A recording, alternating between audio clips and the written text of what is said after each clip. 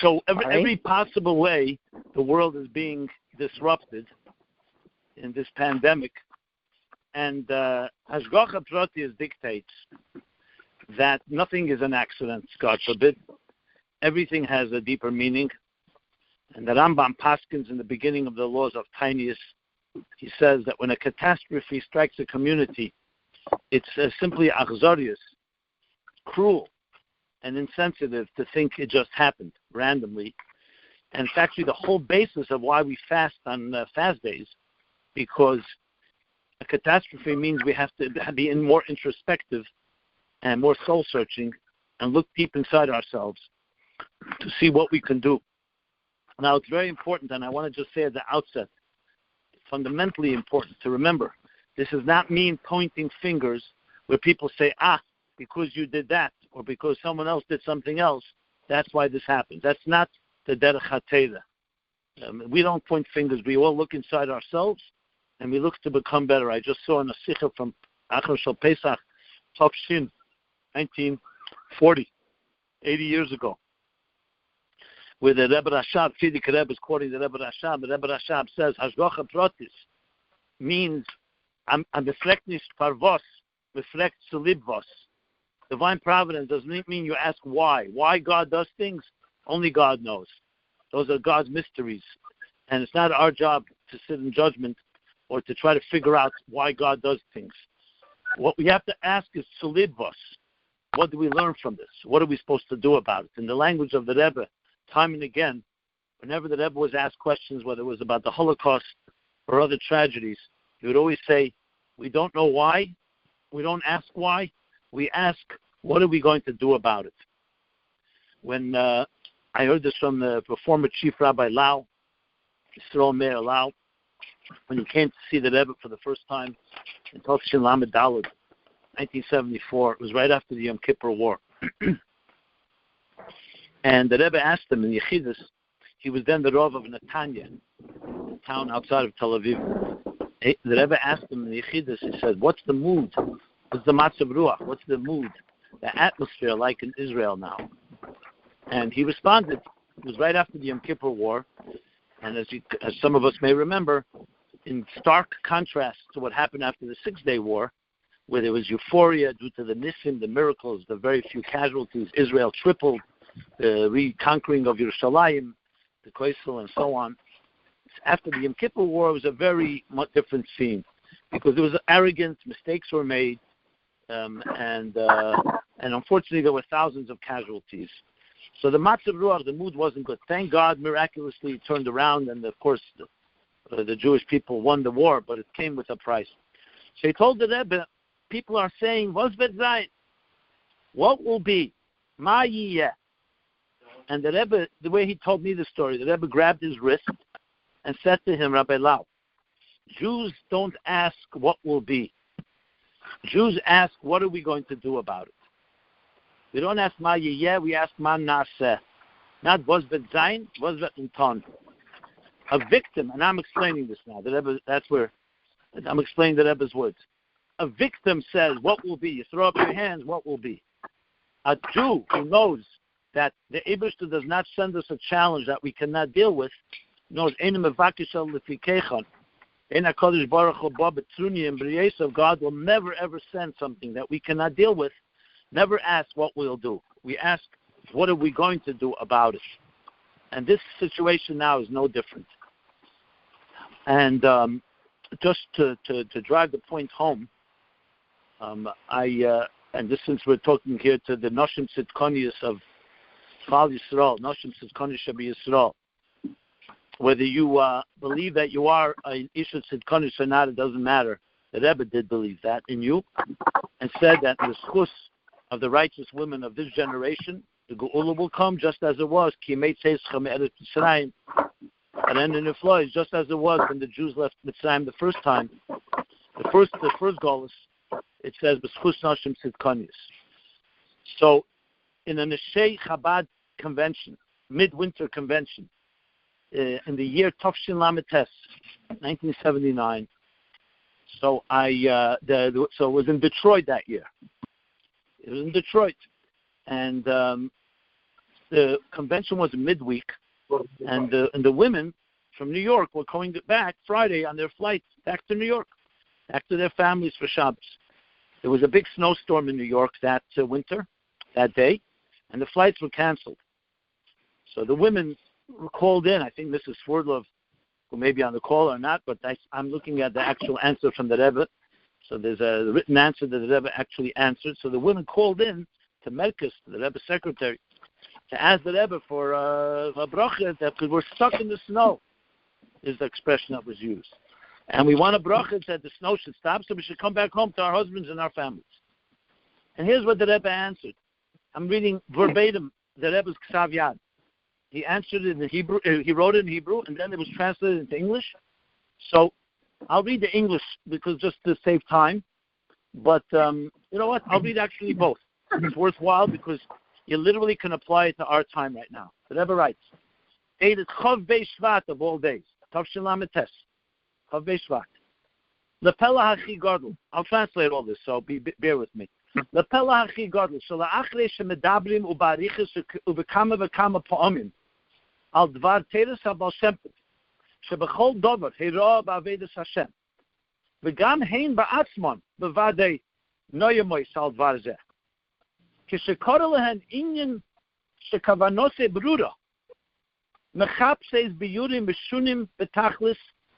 She'ula zel etzaron chaz v'sholem. Echt hazereno lebeson v'chulu. Milvad ha'pirish ha'poshet. Efsher hoye lefasim ateiru mitzvus yeser mishanase be'eis ha'convention. Umezaken eson ayidei sheleg hayered min ha'shamayim. Lahashlim hanal ayidei shufi. Shaloi kerogel al derech ha'sheleg. Storm. Besitra. Storm.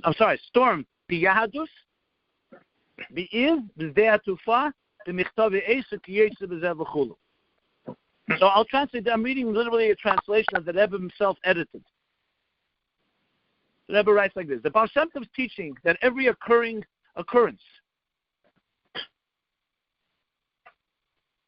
contains a directive in serving God is a topic that has been spoken of and discussed at length many, many times.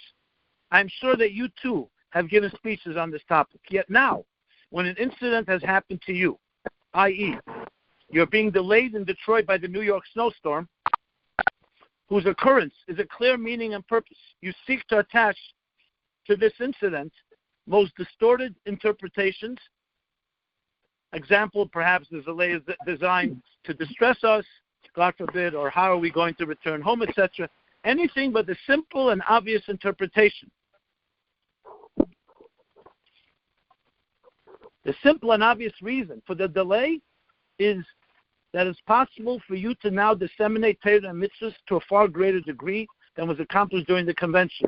You are therefore being granted the merit through the snow, which descends from heaven, meaning it's a sign from heaven, of completing the above task with an extraordinary abundance and storm intensity.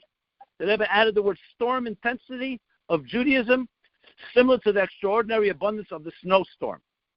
Your efforts in completing the convention's task of disseminating Torah and mitzvahs should be extended to the city, the airport, publicity, and the newspapers, etc.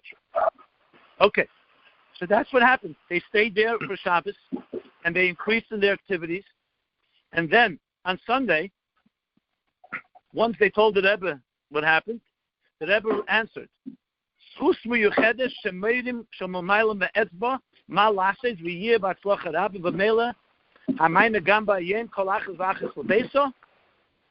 Tisena gam behegdim kol achas v'achas l'beso shari tigmer hashlichus. The Rebbe says, now that you fulfilled your shlichus, it is particularly great merit when the Almighty from on high points with a finger and clearly shows one what to do. May all your activities undertaken as a result of this divine indication, meaning the snowstorm, be highly successful. It is obvious that each and every woman will soon travel and reach home, for she will have completed her mission. When something is so obvious, this is the answer of the Rebbe. So it's very clear that, first and foremost, we obviously know this pandemic has caused plenty of pain and anguish. loss, death, Chmona Litzlan. So I want to extend and say, and I hope all of you answer Amen, but remain on mute when you do so, that at a full Shlema of a Kreva, complete recovery to all those that need a full Shlema. May the families who've lost members be comforted in this most strange of ways, and the Eibusher should protect the rest of us, all of us, from any further aggravation. And this Magefa should finally come to an end. Amen. And obviously, Alpiteda, the same Eibusher that told us we have to have the Tochen and Trach Gut v'Zayin Gut, also told us that when there comes a Magefa, stay home. We just said it in the Pasuk right before Pesach. It says when there was the plague, an epidemic, Makas Pchedes, the Eibush Moshe says to the Eden, Va'atem, Leisetzu, Ish mePesach Beisei Ad Boker.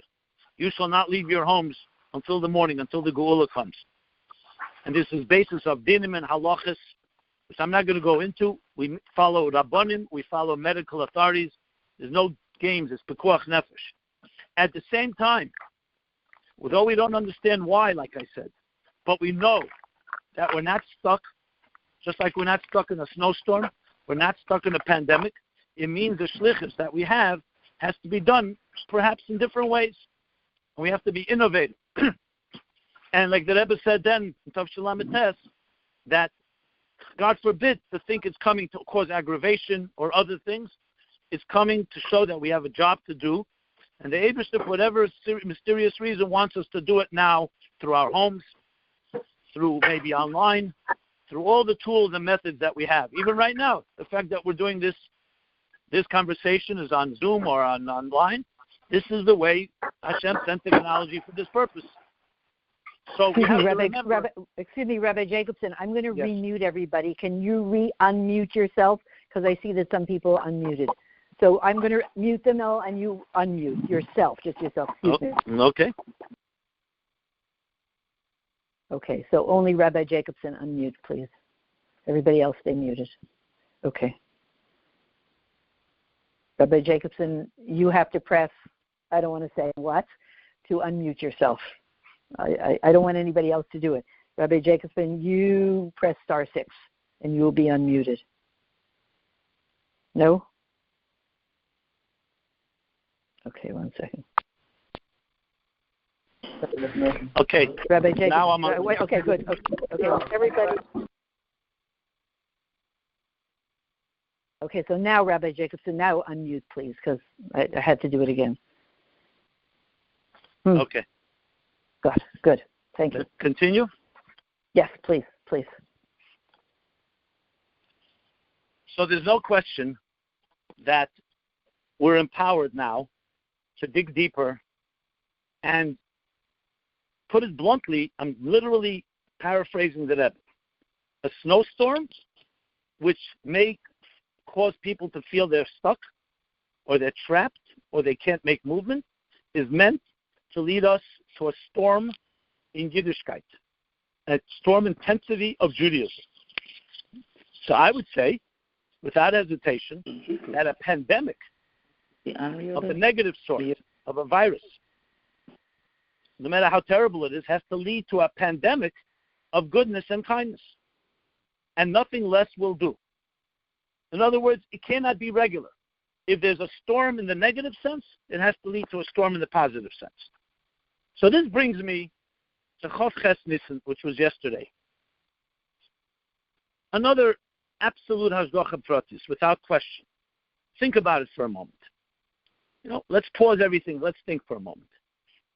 Yesterday was 29 years to the day when the Rebbe spoke that dramatic and passionate sikha, where he said, briefly, he said, I don't know what more I can do. I did everything I can.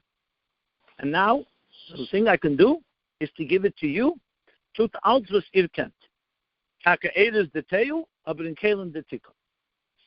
everything you can. Yes, indeed, radical things even, but in Kalim B'tikun in a way that be presentable and internalized, that people can relate to. And then the Rebbe continued later in the Sikha, saying that the main goal is today is the goal is Pnimi. In other words, we're not dealing with, thank God, with, I'm just explaining, with Nazis, Yimach Shemam, or communists, or enemies outside of us. The enemy is within. Apathy, complacency, Gleichgültigkeit. And then at the end of the episode, it says, well, given, send for 10 of you that would cry and with an emes.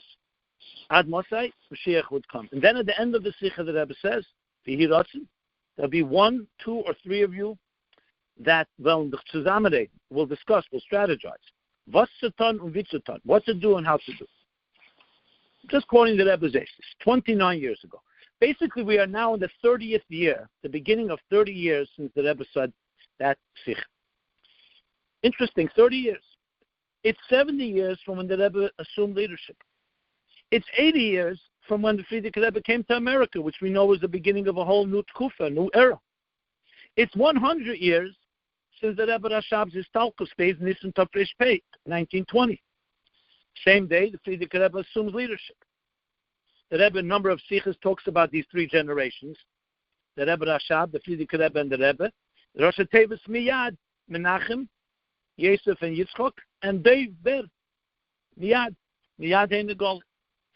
So you don't have to be a rocket scientist to recognize that all this is coming together in the year Tafshin Pei, 2020, and suddenly an event that may be probably once in history that affects 7.5 billion people. As I mentioned at the outset, every industry, everything, and really not discriminating between anyone, should happen right here in Tafshin Pei, beginning of 30 years from Chavkas Nissen, 70 years of Messias, 80 of that, 100 years. I mean, so I'll tell you, and I speak chassid to chassid here. We're speaking from our heart. I say to myself, 1 second, the Rebbe gave us marching orders 29, 30 years ago, marching orders, and said, Tut Kent. Now, we have to say we didn't do everything we can. The best proof is the Geulah is not here in the fullest sense of the word. I'm not going to dismiss and, God forbid, in any way criticize that which was done. People are Mesiras Nefesh. I'm sure each one of you in your own way, your homes, your families, your shlichus and your educational activities, whatever it is you're doing. Shluchim and shluchus around the world. Shlichus has grown. So to in any way knock or minimize all that, absolutely not. But the Rebbe wanted more. He wanted us to reach the destination, the finish line. So even if we read it literally to the last, but it's 1 inch away from the finish line, the Rebbe calls that lehevel larik.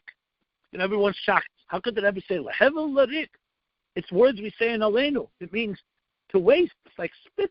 The Rebbe should say about all his work that it was to naught. So I remember then when the Rebbe said it, I right away reminded myself, it's a medrash actually. A tzaddik medaberes, shchina medaberes metergleine, every word that Rebbe says, not only the beautiful words, but even the sharp words are also coming. It's all elikus. It's coming from a divine place. So there's a medrash in Kahala Rabbah. Everyone knows Kahalas begins. Hevel havolin. The word hevel. Hevel havolin. Everything is to naught. Says the medrash. Following words. Teira be'elam haza hevel hu lagabe terasa shel Mashiach. You hear this? The Teira in this world. Remember, this includes Har Sinai, Moshe Rabbeinu, everything. Moshe Kibbutz Teira Sinai, Masal Yeshua, Liskenim, Skenim, Lenavim, the generations of Teira, Tanoim, Amaroim, the Rabbanu Savroi, the Shenim, Achreinim, everybody. Everybody till Mashiach comes, the Medrash classifies as being Hevel. Legabe Terasa Shel Mashiach. So it's not Hevel Legabe itself. It's all relative. Obviously, how could you say Matan Teira is Hevel? But if you knew and you tasted what Mashiach is, you'd see compared to that, like the Gemara says, Shraga B'tira Mayahana, a candle in the light of the sun, what benefit does it offer? A candle in a dark room can save your life. A candle in the bright daylight, and not only does it not help, it even makes, Siddur explains, it actually is darker in that space where the candle is. So it's all relative. if we appreciate what Geulah is, everything. So when the Rebbe says Hevel, he said compared to what he wants, it's Hevel. Not that Chaz v'Shalom that it was Hevel, that the Rebbe was to naught, God forbid. Just as an aside, just to explain, people are wonder and confused by those words, how the Rebbe could be so harsh. But it's not harsh. The Rebbe set his eyes, set his sights on a destination that no one had set their sight. And the Rebbe said in the first Maimon, Basilagani, that we're going to be the last generation in Geulah. We're marching to the Geulah. Anything less than Geulah is Hevel. Okay, but now the Rebbe adds, Tut als Kent. So I think to myself, and again, speaking straight to myself, just as to you, okay, 29 years have passed. What did we do? We did many good things, but maybe there was a little element of what's called business as usual. Mitzvahs hanoshim u'lamada is an expression. Mechanical. We routines. We go to shul. We have our minyanim. We're doing our shlichus, our mitzvayim. Yes, people are working hard. But remember what the Alter Rebbe says in Perek Tezvav, chapter 15 in Tanya. He says that if you do something that's your routine, even if it's pure kedusha and holiness, it's called loy avodai, as if you did not serve God. And he brings an example from the Gemara Menachos. Then the time of the Talmud, they would study their learning, Shena Pirkei, Lemid Pirkei. They would learn whatever they were learning 100 times. Do you imagine? Reviewing the same Gemara, the same lesson 100 times. That's quite impressive. If any of our children would learn something 100 times, that would be quite the achievement. But then it was the custom. It was their routine. It was their habit. Says the Gemara, that's lo yavodai. Why? Because it's not coming with any shift. There's no hazozah. You're just going through your routine. It happens to be a good routine. It's not Chaz v'Shalom, it's Teda, but it's your routine. However, if you study 101 times, says Alter Rebbe, that one extra, even though what's one compared to 100? You can't get to 101 if you don't have 100, but it's the shift. You did something out of your comfort zone. You did something that's not in your routine. And that turns you into an Avid. Because Aveda is not about numbers. Aveda is about a hazazah, a movement where you went beyond what you're comfortable doing. We all have our comfort zone. Some of them are negative ones. Some are positive ones. But the Rebbe, I remember once saying, the Gemara says in Yerushalmi that someone came into shul and he heard Moedim, menafshe kara. We bow down to Moedim. But this person didn't even have to, it was automatic. He was so trained that even though he didn't even hear the words, as soon as Moedim was said, automatically his body bowed. So everyone would think, wow, that's a gewaldige thing. How many people have that type of natural instinct? A reflex. As soon as Moedim is said, he's bowing. Said the Rebbe, yeah, there's a positive, but there's a negative. That's without Aveda. He's used to it. This is what his body trained himself. He trained himself to do it. So I know this is very demanding, but that's what Aveda is. So 29 years have passed, and perhaps I don't know what's going on in heaven. But one thing I look around, I say, you know what? If there's ever been a wake-up call, this is a wake-up call. The Rebbe said the world is ready. All we have to do is open our eyes. All we have to do is make our effort, and the world will be receptive. I can just speak for myself. I believe I've done some things in my life that I'm proud of. But to say that we've conquered the world, the derech hateva, no, there's more work to be done. Not every person of 7.5 billion people on this earth can yirbu know the name Rebbe, know the name Chassidus, know the name Teda, or Mashiach. That's how it is. I remember, just as an aside, since we zeicha, so one of the people who's passed, unfortunately, Motel Chain, so I remember every time he met me in 770, he would always smile and say, "No, du weißt doch, the Welt ist schon great for the Geulah. You, because you travel around and you've written books, you speak to audiences. Mashiach, the Geulah, everybody's ready. Everybody's ready." So I would always say to him with a smile, I said, "What about the Chinese?" I know it sounds funny now, Chinese. So he said, "How many Chinese are there?" I said, 1.8 billion. He said, 1.8 billion or million? I said, billion. Okay, a few Chinese. Fine, he dismissed that. I said, what about the Indians? I don't mean the Indians from America. The country called India. He said, how many Indians? I said, 1.5 billion. He says, what were the Indians? The people that do Dell customer service, the ones that drive Ubers. So I said, there's some of them. Some are Pakistanis, but, So he says, okay, so a bunch of Indians. So I said, so right now you've dismissed half the world. 1.8 billion, 1.5 million, 1 billion. My point was, obviously we've done a lot of good things. But there are a few people that still don't know what the word chassidus is. And I don't mean the word chassidus, I mean the teichen and so on. So I personally can tell you all that we have the derech hatev. Now, the Rebbe never said we have to reach everyone on earth. He never said that. But he said 2,000 can. We have to try to do whatever we can, and maybe one act will tip the scale. Acknowledged, absolutely. But for me to say I did everything, of course I didn't do everything. Yeah. So now 30 years, almost 30 years, the beginning of the 30th year comes. So I wonder, I don't know why God is doing this, but what is the wake-up call? What is the 2,000 can? You know what? Here, there's not business as usual anymore. Everybody's business has been closed. You can't go. Don't go to work. There's no restaurants. There's no schools. Manhattan is a ghost town. There's no lahavdil. I'm just mentioning the secular world. There's no baseball season. There's no basketball season. Summer plans have been upended. Pesach plans have been upended. The whole world, everything that was on our schedules. Someone was going to say now, what will be in 3 weeks from now? Who knows? Suddenly realized we're not so in control. We thought we were invulnerable, and you can order on Amazon Prime and get within an hour everything you need. And now we realize we're very vulnerable, fragile creatures. And we need Hashem. We need God. God is in control. And the now inner resources, the home. Even in the frum world, you talk about mitzvah sanoshim elamada. Look at the resistance in the beginning of people saying, I have to go to Minyan. Why do you have to go to Minyan? Because that's what you're used to doing. Of course, in good times, fine. But the same Eibishter said now, I don't want you to go to Minyan because it's danger. So you could say, okay, I'm deprived of my Yiddishkeit, I'm deprived of God. Chaz v'sholem. Build your house. The center of life was never the Beis Hamikdash or the Beis Medrash. The center was always the home, frankly. And the pasuk says, "Osin Hamikdash b'shachanti b'seicham." Doesn't say b'seichei. In the home, in your heart and soul.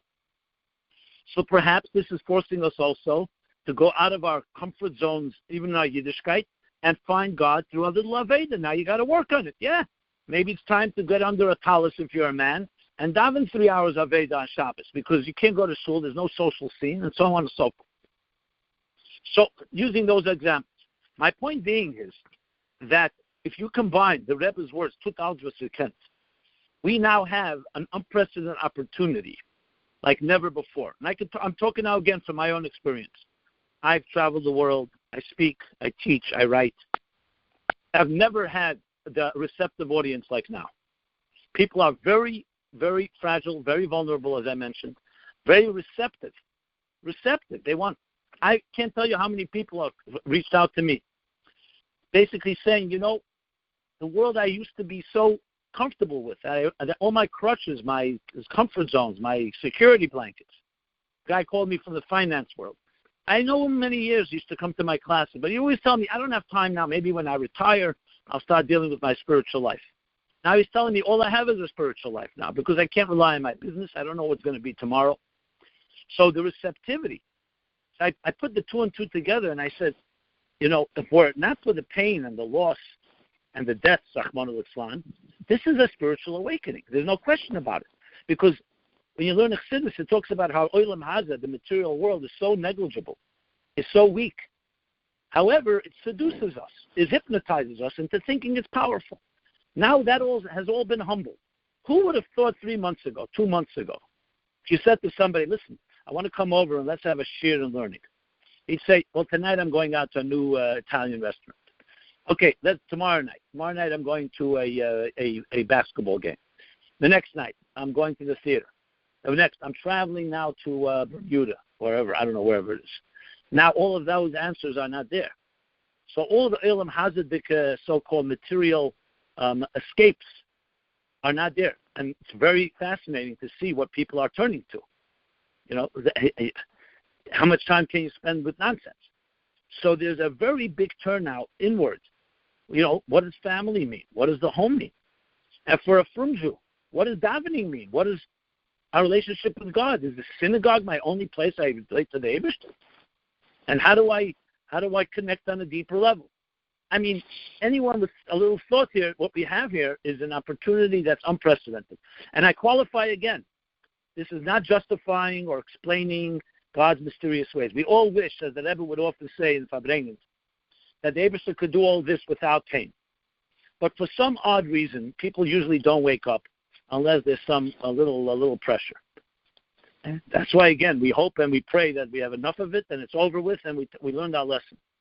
But the lesson has to be learned not with just going back to normal. No, the comfort zones, the normal that everybody says is normal, maybe is not so normal. The Rebbe once told somebody in Yechidus, they asked the Rebbe why he screams and yells and talks so much about Mashiach. And the Rebbe says, because for me, Geulah is an illness. If you had a family member that was sick, would you just be complacent and say, oh, you know what, people get sick? No, you yell and scream, because sickness is an aberration. It's against nature. Geulah is an aberration. It's not a healthy situation. The fact that people got used to it, like the Baal Shem Tov says, on Posuk Hastir Astir Ponai, that there's a Hester where godliness is concealed. And then there's a concealment that's so deep that the concealment conceals the concealment, that you convince yourself it's not so bad. The story, I think, with Abil Paritcher, one of the Chassidim. So in the good old days in Russia, when it was a very hot day, there was no air conditioning. So what did you do to relieve yourself from the heat? They had cold basements. You went into a cold cellar where there was no light and there was no heat. So you cooled yourself off. So this chassid, maybe Rabbi Hillel said, goes down the steps, and it's so dark down there, and he says, it's as a finster. It's so dark. So one of the chassidim, one of the people sitting there in the cellar who was there for a while, he says, don't worry. You stay here for a while, you get used to it, and you'll be able to see a little. So he yelled even louder. He said, get used to it? That's the worst possible thing. I don't want to get used to it. Well, that's what happens. It's just like people who grew up in toxic environments. They suddenly get used to toxic air. And you give them some fresh air, they start coughing. So we've gotten used to. And yes, we have many comforts and we have many blessings and God's Chazra Shalom that we don't want to have those blessings. But as the Rebbe said many times, that there's two types of Geulah. There's a Geulah called Nidachim Be'eretz Mitzrayim. And there's a Geulah called Evdim Be'eretz Ashur.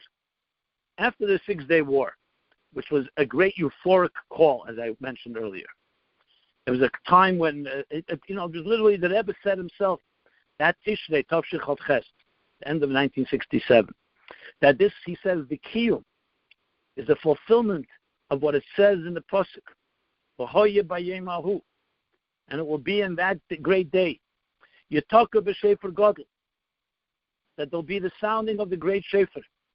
And what will it do? It will beckon and draw forth those that got lost in Ashur, in the land of Ashur, and those that got pushed away in the land of Mitzrayim. And they'll come to bow and honor God on my holy mountain. The Rebbe said, what's the difference between Mitzrayim? Why? By Mitzrayim it says Nidachim, and by Ashur it says Evdim. So because there's a Geulah called the Geulah Mitzrayim, the Geulah of Anius.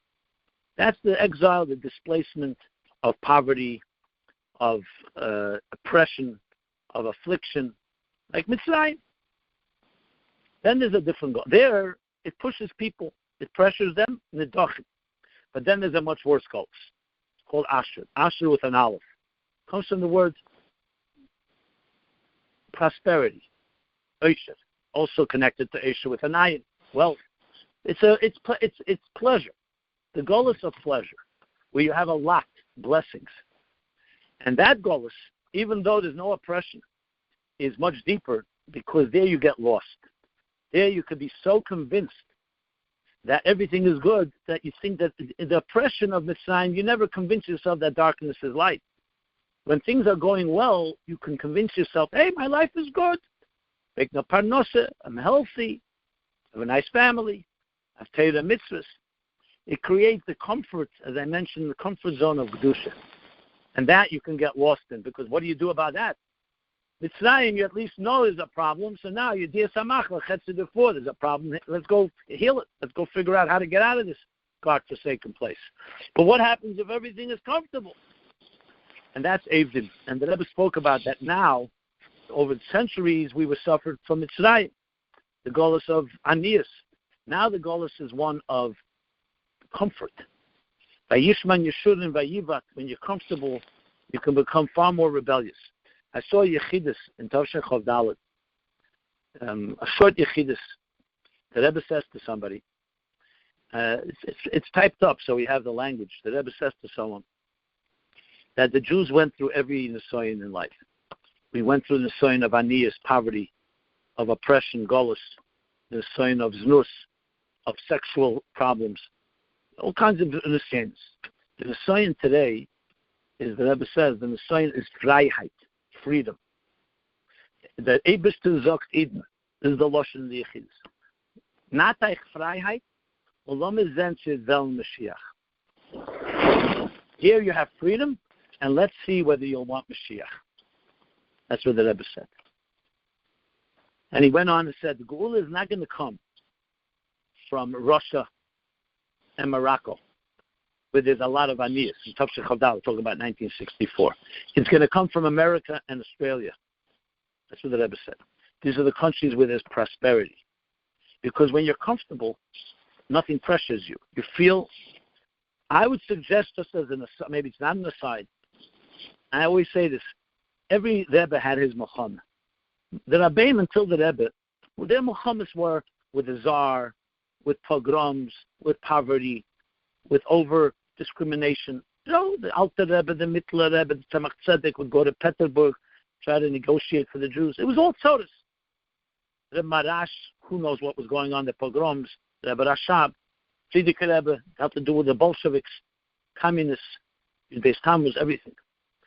It was not till 1950, when the Rebbe became Rebbe 70 years ago, literally 5 years after World War II, when for the first time Jews had a respite. They had comfort. And I'm not talking about everybody has their personal tragedies and personal issues, but overall, the Rebbe entered a world where no Rebbe before had the freedom. So I would suggest, and this is something I always felt very deep in my heart, that the Rebbe went to war, a different war. The war of Golus Pnimi, the war of Eretz Ashur, the war of complacency. All the Rabbeim went what they called dacha. They'd go on vacation. I mean, well, obviously it wasn't vacation. It was to be mavada in the tzutzis, their shlichus. But kavyochel, so to speak, they would go away from their Lubavitch, and they spend a few months in different places. The Rebbe refused to go for one day anywhere. When his mother said, why don't you go a little to Upheaval? So he said, the gates for Molach. What he meant was the oil. The feld is the sod, is like an open area. And the Rebbe, the feld was the oil. The Rebbe was adamant, not 1 second. So I would suggest that the reason was because the Rebbe went to war with a new enemy. The enemy called apathy, indifference, complacency. In Yiddish, Gleichgültigkeit, I mentioned earlier. In Hebrew, adishut. You know what it is? It's I mean, I can't resist always the same joke, but it always is very accurately portrays this. Like the guy who asked his friend, what's worse, apathy or ignorance? He says, I don't know and I don't care. Apathy is a kiss of death. When someone argues with you, at least there's an argument. But someone yawns when you're sharing with them some life-shattering experience.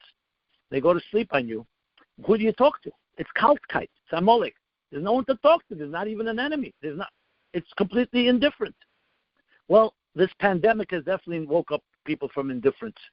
And the comfort zones have been shaken up and disrupted and destabilized big time. So when you put all this together, you connect the dots. The Rebbe's words, the situation now in the world. All that Rebbe did in directing and guiding us to this point, giving us the tools, giving us the language, telling us even the world is ready. Today, with a click of a button, you reach millions and billions of people.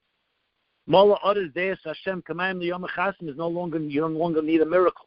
How do you fill the world with divine knowledge as the waters cover the sea? At the time of Yeshaya Navi, mail was delivered with donkeys and camels, if at all. So then it was a miracle. Like a miracle of Matan Torah, that the divine knowledge will fill the whole world. Today, what do you mean? You just go on the internet. You go on any platform. Right now, we're using the technology. This technology can reach, hypothetically, 7.5 billion people could be on this call. I don't know what it would do with your silencing features and all that, but in Indian, it's possible. So we have everything laid out. The pipelines are there. The platforms are there. The receptivity has never been stronger. We have the message because the Rebbe gave us the message. Obviously, you have to present it right. Everything is there. The only thing that's missing is the connection, is the distribution. To put it in language that we all are familiar with. Mashiach has the Baal Shem Tov asked Mashiach, Ei Messiah ka'osi mat. When will you arrive? When will you come? And Mashiach answers, L'kishi yafutsu ma'ir nesecha chutza. When your wellsprings, which is the wellsprings of Chassidus, will be yafutsu, spread, disseminated, distributed, chutza, meaning to the outskirts, outward. And the Rebbe adds not just outward from moyach to lev, and not just outward from your parents to children, and not just outward to other communities, but the whole world. Chutza she'ein chutza mimenu, meaning every corner of earth. That's what Mashiach answered. So let me translate it into simple, lack of a better way, in business terms. My nesecha is a product. Chassidus. The Rebbeim gave us abundance, and the Rebbe translated it for the 20th and 21st century. Chutza is the marketplace. It's the audience, the people. And your futsu is the key thing. How do you bring the product to the market? How do you bring the product to the people? And that is the biggest challenge we have. Because we have the content. And the people are receptive. But making that connection.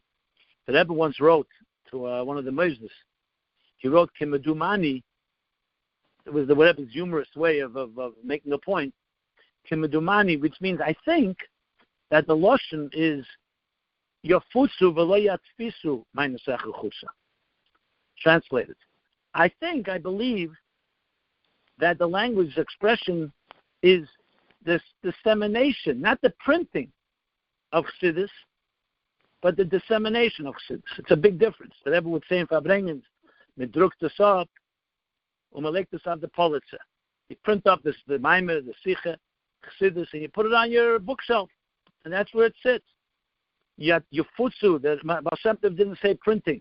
He didn't say producing. He didn't say content creation. He said dissemination, distribution.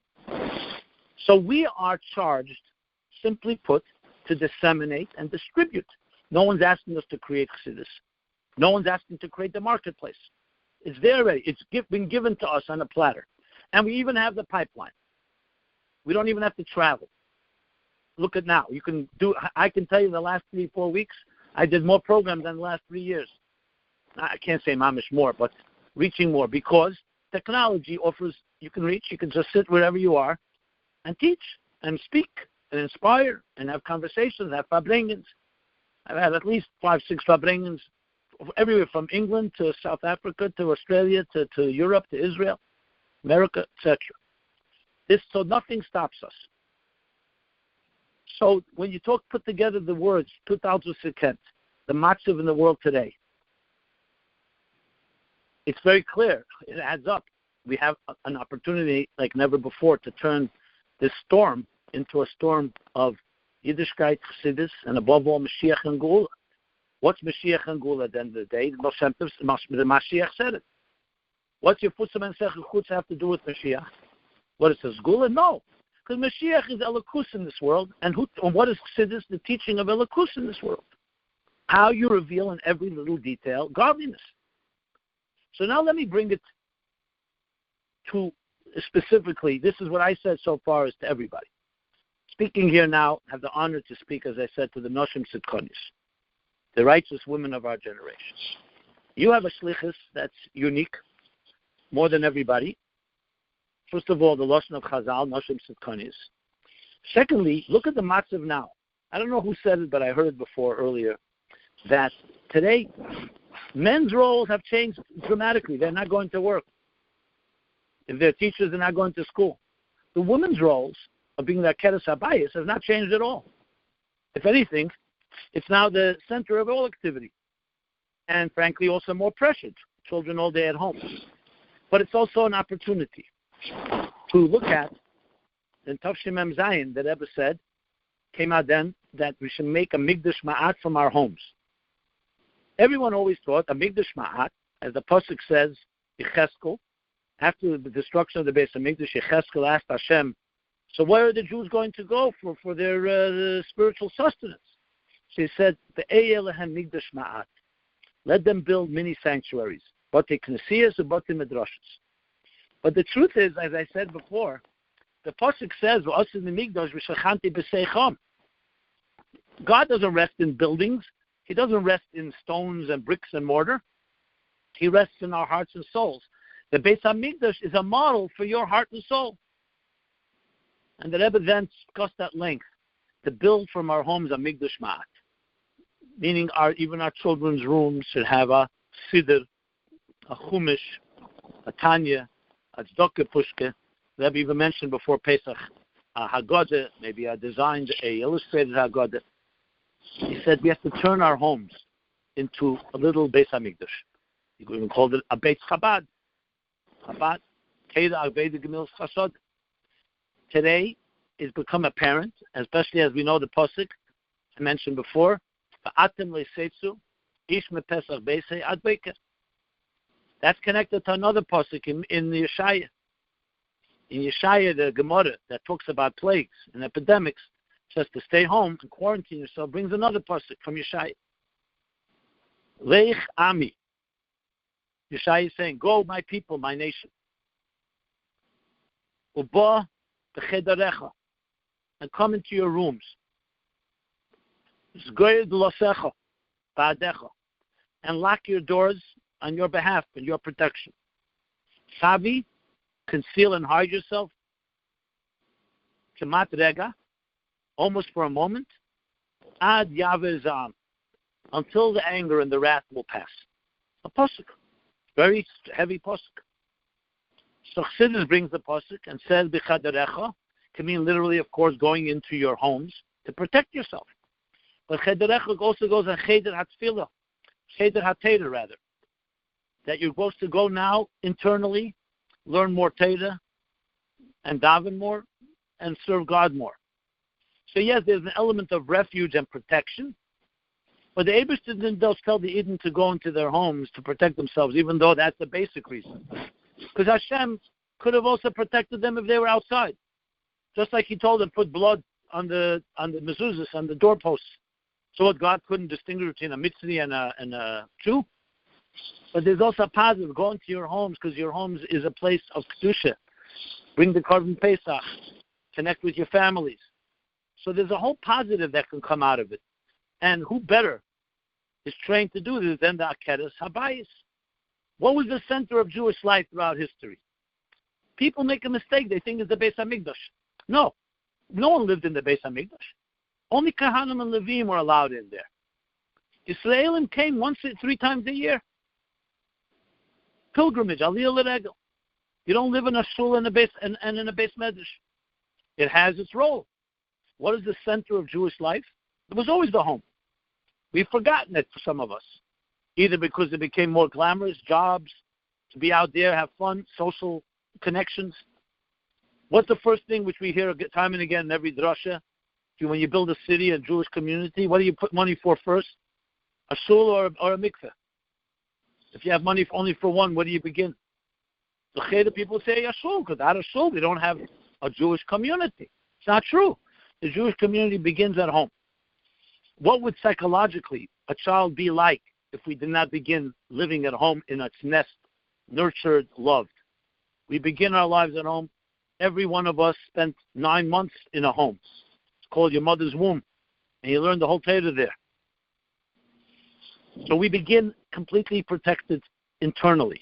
Once we have the strength, then Hashem says, now go outside and make a dira b'tachtenim. Take the hostile world, tachtenim, and transform it into a dira, into a home again.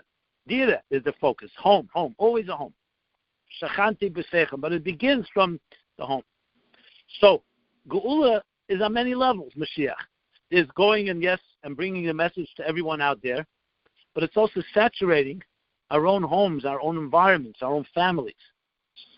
Simply put, we want to have practical suggestions. I'm sure all of you are doing a great job in mechanchim, in educating your children, and being a keres habayis. But let's start this Chotz Nissen. What more can we do? Put out this weekend. What more can we do? So now we're in a situation where we're locked up, very often very claustrophobic in our homes. It can lead to a lot of stress and frustration. We all know that. But if you step back and say, what would the Rebbe want me to be like now? He'd want you to rise up to the occasion and create even more love and even more nurturing and even more power that a woman brings into the home in educating the children, in the conversations. A moida ani can be said now with a far deeper kavanah and more focus. Thank you for giving me my neshama. What's a neshama?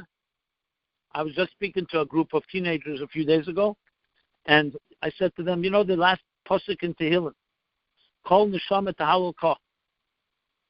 Kufnun, last pasuk David HaMelech says the Medrash, what's called neshama tahalal? Every soul praises God. Neshama comes from the word neshima, breath. I'll call neshima, or neshima tahalal ka. And every breath you take, you praise God. So I said, today, interestingly, Rahman al-Islam, one of the things that the coronavirus attacks is the breathing, is respiratory. Someone told me they went to visit. They can't go to visit, but they went because they worked for the medical community, and they're seeing a friend literally on a ventilator. Rahman al-Islam should have a complete refuah shleima, struggling to breathe. And he left. And he had just heard me speak about this in a class, Neshima. We don't even appreciate it. We breathe 15 to 18 times a minute, depending how healthy you are. Who even knows that? Says David HaMelech. Neshama is Neshima, Vayipach ba'apov nishmas chayim. What's a soul? A soul is the breath of God in the nostrils of the raw piece of clay. Vayikach ofrim adama, right? And God created Adam from the word Adam. But how do you make him come alive? By Yipach Ba'apov, he blew, he breathed into his nostrils. Nishmas Chaim, Neshama and Neshima, breath, the breath of life, God's breath of life. Imagine thinking about that. I don't know if we can think about it 15 times a minute, but once a day. Neshama and Nesata, I'm sorry. Ameidani Lufanecha, Melachai V'kaim Shechzarta Bi Nishmosi. Speak to your children. Take a breath together and say, this is the breath of God. Let's appreciate it. Now you say, what does that have to do with Geulah? It's everything. The Alter Rebbe says in Tanya, now what's Geulah? Gili Erein Sof Be'elam Hazeh Hagashmi. Now most of us, when we hear that, it sounds very highfalutin. Divine presence in this world. It comes down to every breath. If you can think about Hashem in your breath, you'll think about Hashem when you put a piece of food in your mouth. You think about Hashem when you go to sleep. And your house and your room has a tzedakah pushka and a tefillah and a siddur and a tanya and a chumash. It's essentially the details of life. You put the aleph of Alufa Shalel and the aleph of Hashem into every detail. Famous sikha from the Rebbe Achri Kadeshin Tovshin Nun Aleph. He smiled. The Rebbe said, people are asking him, they're afraid if Mashiach comes. Why? Mashiach comes. What's going to happen with all we built up in this world? Equity, businesses, we made money, connections, and everybody's got their whole empire. The Rebbe smiled and answered. He says, don't be afraid. Mashiach is not going to take anything away. It's only going to add. And he brought the famous expression, Geulah is Geulah mitan aleph. It doesn't take away, it adds. Everything in Geulah is in Geulah, except one addition, that you see the aleph in everything. You see the aleph in your work. You see the aleph in your furniture. You see the aleph in your curtains. You see the aleph in your food. And yes, in your breath, in every detail. So really what it comes down to is simas lev. Because what I'm saying now, I'm sure you've heard 1,000 times. What the Rebbe said in Tavshin Nun Aleph, 29 years ago, he basically said, 2,000% Ken, I wanted to shake us up. No, not business as usual. You must do something extra in this regard. So now that we are quarantined, or whatever you want to call it, in this pandemic state, and again, God should protect everybody, it's an opportunity to fulfill the Rebbe's words in ways that we could have fulfilled, because everybody's Elam Hazeh has been shaken up to some extent.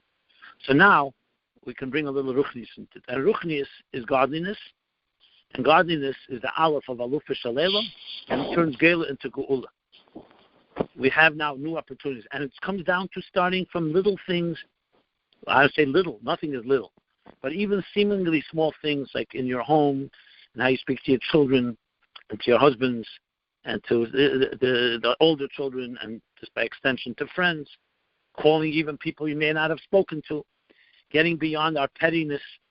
Some people have all kinds of different petty stuff, rising to the occasion and showing that here, in this year, 2020, Tov Pei, we could show the Rebbe, you know what?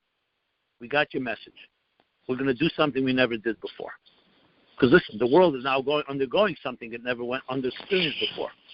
So our response, as I said at the outset, is there has to be a pandemic of goodness that's at least as powerful, if not more powerful, than of the negative. And all of us have to use our creative minds, be innovative, how to do this with each of our children, with each of our family members, set the tone. And nobody has to do it all. The key thing, as I said before, is a little more, a little shift. No question. A little shift is the key to everything. Remember, the Rebbe said a number of times that when he speaks at a Fabrengen, he's not speaking to thousands of people, to millions of people. He's speaking to each individual like it's a yechidus. So instead of looking at Chavches Nissen Sich, or other Sichos for that matter, as, the Rebbe said to everybody, and look at who am I? I'm a small person, I'm not a leader, I'm not aggressive, I'm not talented, etc. Mi-ani, mo-ani. The Rebbe said, I'm speaking to every individual. And there's a comparison by Matan Teda. What did I say to Sadibra say? Anoichi Hashem Elokecha. Right? Kabed es avicha ves imecha. Now in Hebrew, when you speak to a group of people, you say Anoichi Hashem Elokechem, plural. Kabed es avichem ves imechem. Lo ysignevu, not lo ysigne. Why suddenly in the singular? There were millions of Jews standing there. This wasn't a one-on-one conversation. Says the Medrash, fascinating Medrash, that every man, woman, and child standing by Har Sinai heard God speaking to him or her as if no one else was there. They completely personalized it. It wasn't like, the whole group, and maybe he means somebody else. No, it was you. The Rebbe said, when I speak, that's speaking to you. So let's for now let's envision this. The Rebbe calls you in alone in Yechidus. He summons you. You're going to Yechidus. The Rebbe tells you, listen, I've done a lot. I've done everything I can to bring Mashiach. Now I'm giving it over to you. Now, do whatever you can. You leave the Yechidus. What are you going to do? You're going to do is what? You're going to say, okay, he didn't mean me. He meant my husband. He meant my friends. He meant my Ashpia. No, the Rebbe told you. As soon as you personalize it like that, there's a whole new level of accountability and responsibility. What are you going to do? Now, this doesn't mean that Rebbe didn't say do everything. He said do everything you can. Means maybe you have to bring together friends. Maybe you have to bring together talented people. What would you do if the Rebbe told you, if you invest a little money in a business, let's say in a business to sell, shoes, you're going to make billions of dollars. What are you going to do? You're going to go and figure out, okay, who sells shoes? Who's a good lawyer? Who's a good accountant? Who's a good businessman? You're going to build it because you trust that Rebbe's promised to you. That's the attitude we have to take. He's speaking to you and nobody else. Now you can bring together as many people as you want. That's how we have to take the words that Rebbe said. All words, but especially when such strong words. I've no doubt that each of us thinks in that way. We'll probably do a little more than we've usually done. And you'll say, I don't know what to do. So get on the phone and figure out, what do we do when we don't know what to do? You ask somebody that may be more experienced than you. Not unheard of. We do it all the time. It's called consulting. It's called getting advice, getting shua b'rev yeyetz, You strategize. That's what you do.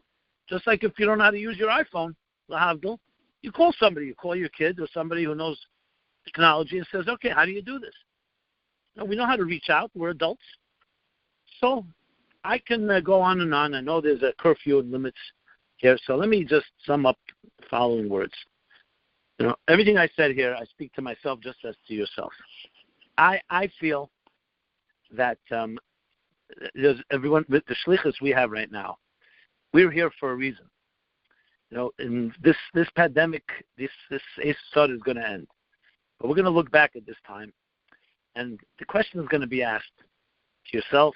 The Rebbe will ask you. The Eibishter will ask you. So what did you do? What did you do when the world went through such a shock? Did you cower in fear and retreat and just said, I don't know what to do, or what am I going to do? Or did you rise up as a good student, a good child, a soldier of the Rebbe's, and went and became proactive? It really comes down to a very simple formula. You're either part of the problem or you're part of the solution. Now, people, when they hear that, they don't like to hear that because isn't there a third option, like undecided? Like the guy that said, I used to think I'm indecisive, now I'm not so sure. No, there is no third. You're either part of the problem, part of the solution. The Rebbe wanted us to be part of the solution. Wanted us to be proactive, wanted us to reach out, not reactive. Each in our own way. So we're going to be looked at. I don't know, besides Mashiach's coming, this is probably going to be the biggest event in our lives, affecting more people than ever. And I'm not trying to overstate the case. We all know and hope and believe that the world is going to calm down. But we want to be able to say that we woke up, and yes, this becomes a shlav, a stepping stone toward the Geulah. Obviously, when you go to Shiva call, you don't tell somebody, hey, this is all a stepping stone to Geulah. You have to be sensitive. We have to be menachem the person and console him. But in the big picture of things, everything is leading us to a greater place. We wish it didn't come with pain. But we all know, and anyone with a little amunah knows, Chassidus says, yesh, ayin, yesh. To get to any new paradigm, to any new reality, you'll have to go through the birth pangs. Now, be very honest. We were never told this was going to happen. We were told that we're going to go straight to the Geulah 30 years ago, 35 years ago, whatever. So I don't know. That goes back to the mysteries of God. But that doesn't change the reality that we're marching to the Geulah. Only now we have I would call a setback, a twist and turn in the narrative that we didn't expect. But so there's a storm, and we're stuck. But we're not stuck because we always have the opportunity to reach greater and higher. And I'll conclude with a story that happened with my father and myself. In the year Tafshin Nun, equivalent to 1989, Rosh Hashanah Yom Kippur, my father, Olav Shalom, had a mini stroke. He ended up in the hospital in Brookdale. Now, the Rebbe then, Erev Yom Kippur, was not giving lekach yet anymore to everybody. It used to be everybody used to go get lekach. He gave to a select few. I was summoned. The Rebbe wants to give me lekach, not for me, my father.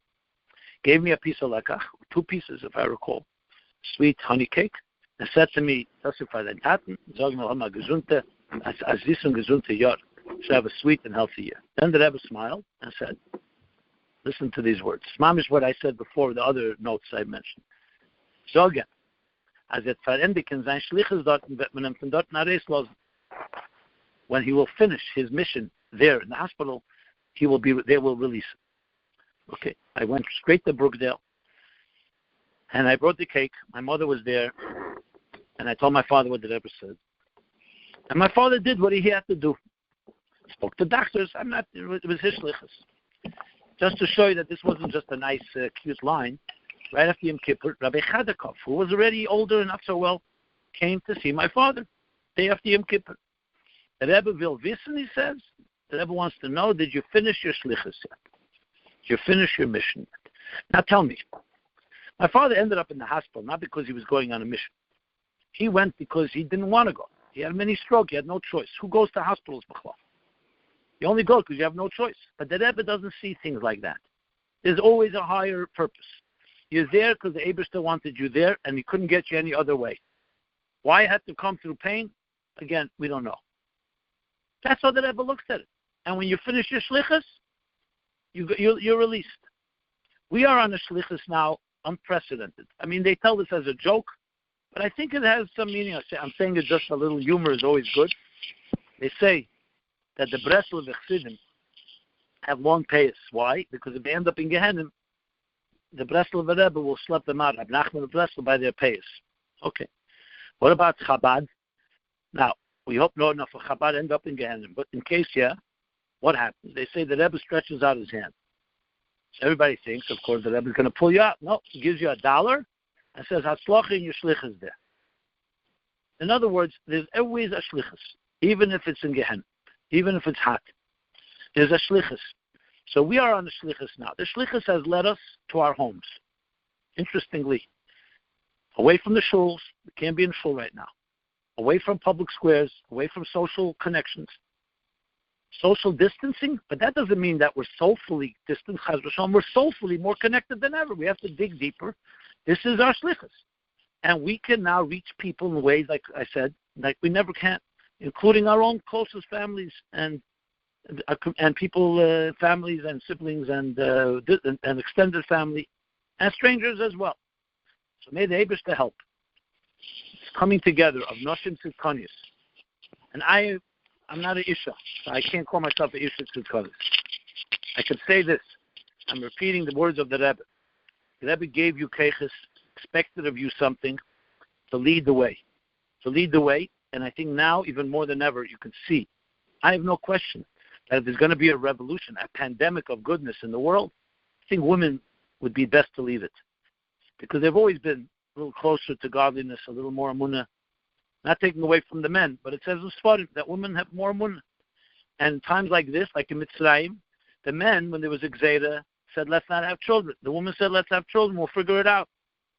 So now we have challenges, and we have to dig deeper. So I think you have a particular role. The Rebbe spoke to the women several times a year and always emphasized you have a leadership role. Obviously, in a modest way, Kvuda Bas Melech Prima, but in your own way. And now it's through the homes. Everybody's at home. It's to create a home revolution of goodness and kindness, of chesed and tzedakah, teda avedi mils chasadim. There's many, many ways to do it. I gave some suggestions. I'm sure there are more. And each of us has to apply ourselves and figure out different ways to do it. And we have to say to ourselves, yes, we cannot allow the question to be asked, if in 29 years nothing changed, what are we going to accomplish now? We don't think like that. The world is different. We are different. And there's always the chance that there's always the hope that we will do something a little differently. And we'll encourage our children to do even more than we do. And the Eibishter should help, and the Rebbe should help each one of you and each one of us. First of all, keep us healthy and avoid any chas v'sholem, any even a shemetz, even a little an aggravation should all be gone. Those that need a complete refuah shlema v'kseva, may this and our gathering together and talking Teda and Tefillah and Mils Chasodim and the Tehillim that you said in the beginning serve toward helping them completely be recovered, protecting all the rest of us, and the Eibishter finally have Rachmanis on his children, and should be Eisad Liyankiv should be we should finally be redeemed from this and become stronger. As